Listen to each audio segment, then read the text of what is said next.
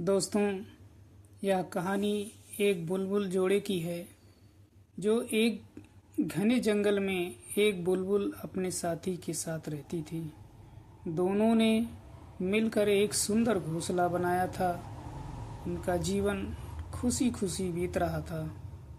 लेकिन एक दिन बुलबुल का साथी दूर एक और जंगल में खाना लाने गया, लेकिन वह कभी वापस नहीं लौटा।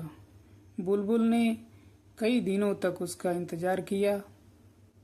वह हर सुबह घोंसले से बाहर निकलती और उस दिशा में देखती जहां उसका साथी गया था, और हर शाम उदास होकर वापस लौट आती। कुछ समय बीत जाने के बाद बारिश का मौसम आया। बुलबुल का घोंसला टूटने लगा, लेकिन उसने ठीक करने की कोई कोशिश नहीं की। वह अब सिर्फ अपने साथी के लौटने की आस लगाए बैठी थी।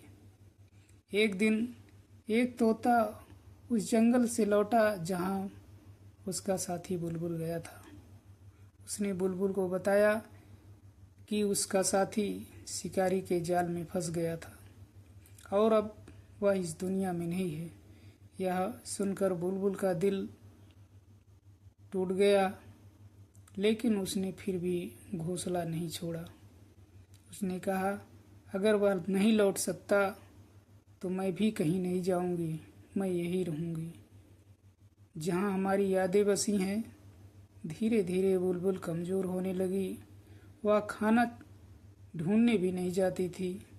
एक दिन बारिश के बीच वह अपने घोंसले में बैठी हुई रही और हमेशा के लिए उसी में सो गई।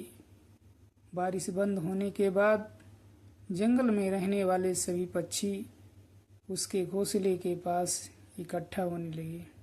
उन्होंने देखा कि बुलबुल का छोटा सा शरीर अब भी घोंसले की उसी दिशा में झुका था जहां से वह अपने साथी के लौटने का इंतजार करती थी।